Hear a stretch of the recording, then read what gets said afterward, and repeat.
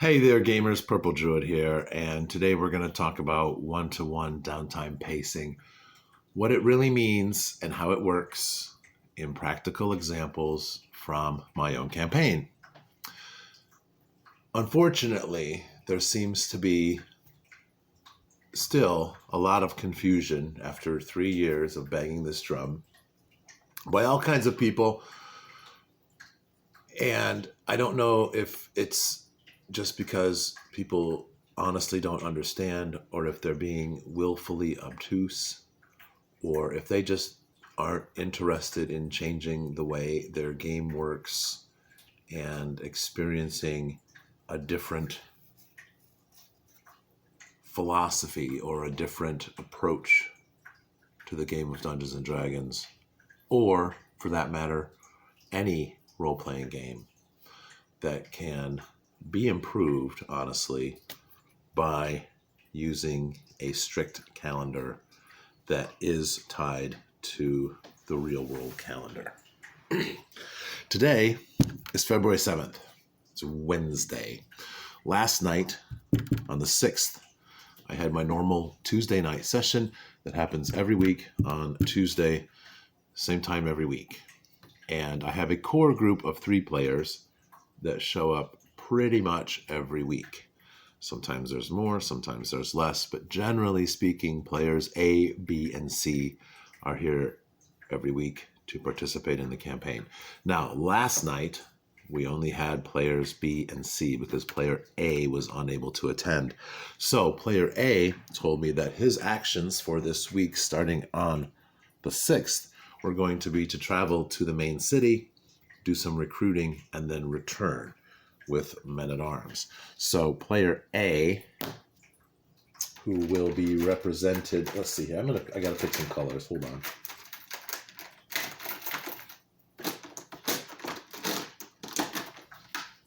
All right, player A is going to be the green. Player A is going to travel to the big city. He will spend D6 days on training, on recruiting, which turned out to be 4. So 1, 2, 3, 4. And then he will return to the home base. So next week on the 13th, player A will be able to participate, and he can use whichever character he would like because all of his characters will be available on the 13th. Players B and C, however, decided to go ahead and follow up on some information that they received during the course of the past week. And this information led them to take a little journey. So right now, B and C are going to be represented by this gray. So they traveled for 1 day up to a location, and then they did some investigations. And over the course of their investigations and delving and some construction work, they found themselves on the 10th. And they decided, they realized that their work here at this location was not done.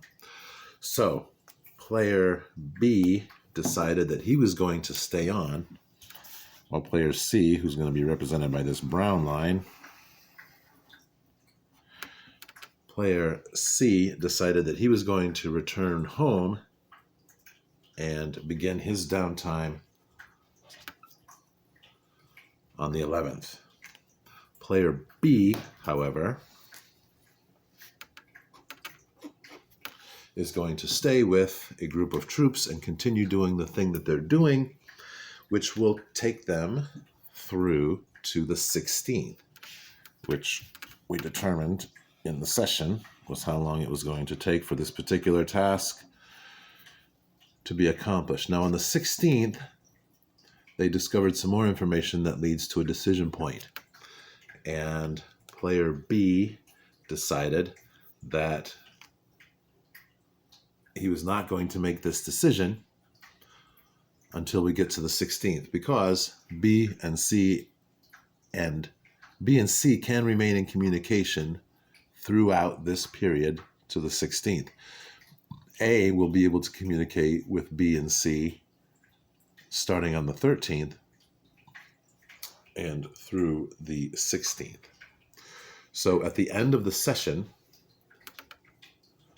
A, B, and C were all doing things together or separately. And when we ended last night, C is on the 11th, B is on the 16th, and A is on the 13th.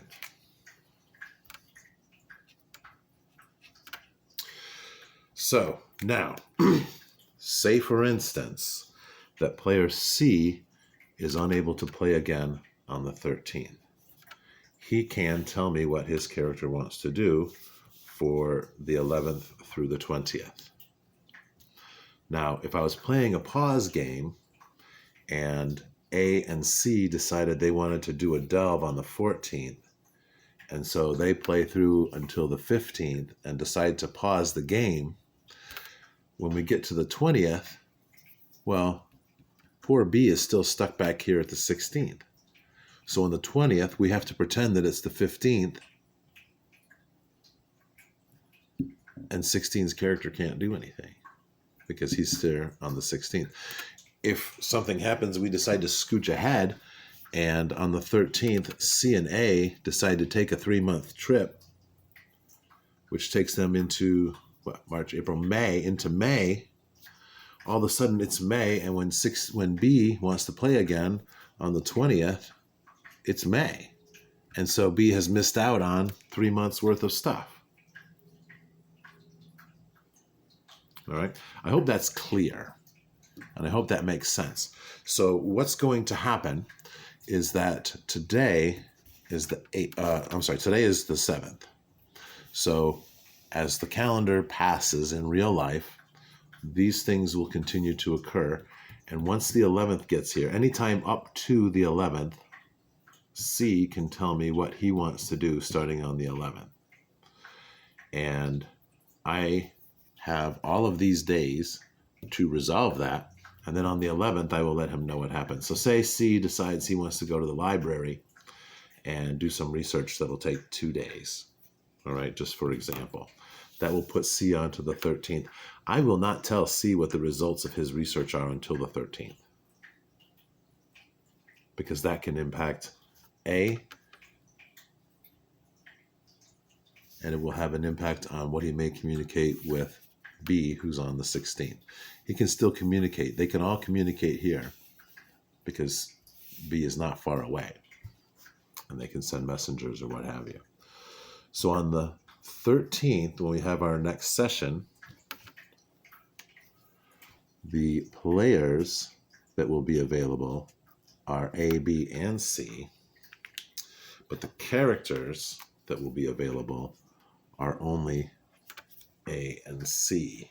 So B will need to use a different character. So we'll call that B1. All right, so on the 13th, we'll have a session, and that session will go an unspecified number of days. And this party does not really like to get more than a week or so in advance, so they will probably play up here into the 20th, 21st. Probably they'll try to stop by the 19th so they can begin again, or at least take a day of downtime on the 20th and begin their next session on the 21st. But when we get in real life time to the 16th, then player B will tell me what he wants to do. And or he can actually tell me anytime between today and the 16th what he wants to do, but I will not let him know what the result of his choice is until the 16th. And this all becomes very easy to manage because it's tied to an actual calendar which progresses at a predictable rate. If C were to tell me, hey, you know what? For reasons, I'm not going to be able to play until the 27th. So C can tell me what he wants to do for these 2 weeks, whether that's research, or maybe C wants to take a turn going to the city and doing recruiting or whatever. But when he comes back on the 27th, it will be the 27th of February in the real world and in the game calendar. Even if he's completely incommunicado, he has to go on a secret mission for the CIA, and he will not be able to communicate until the 27th. When he gets back, it'll be the 27th. But if I'm running some kind of pause surge campaign where the calendar doesn't have a predictable rate of motion, then when C comes back on the 27th, it could be any day. It could be the 21st, when his character might be doing something else, or it could be August, in which case his character has missed out on a whole bunch of playtime. So, in my opinion, tying your game calendar to the real life calendar is the best and most predictable way of managing time for your players and for their characters. Because each of these players will not only have more than one character who can participate in the campaign, but these characters can do different things at different times that stretch out across the campaign. But the campaign calendar continues to move.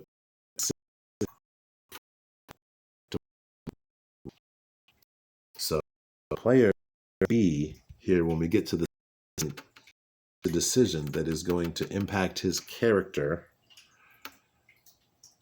and that decision will take him through to March 1st, then B knows that that character B is going to be unavailable until March 1st. And he'll be doing the things that he's doing. And B can then play B1 on the 20th and the 27th. And then once they get to, what is that, March 3, 4, 5, March 5th, down here, then he'll be able to choose whether he wants to use character B or character B1. It makes it very easy. There's no meddling. There's no fooling around with retcons. It works. And it's very simple to track. It's very simple to manage. And it allows all of the participants, whether they're players in the session, whether they're downtime players or patrons, everybody can say, hey, I'm doing this thing. It's going to be completed by the 21st. And on the 22nd, X will happen. And on the 22nd, you can unleash that event or activity or whatever, and you can inform the various parties who will all find out what has happened on the 22nd. And then again, everyone can make their decisions on what they want to do for the future, knowing that if their response to what's going to happen here will take 3 days, that their response will be completed by the 25th, and when their session time rolls around again on the 27th, they'll have had a day to recuperate, and then they can begin to continue with whatever's happening in the campaign world. So there you are. I hope that made sense. If you have any questions or comments, please go ahead and leave them down below.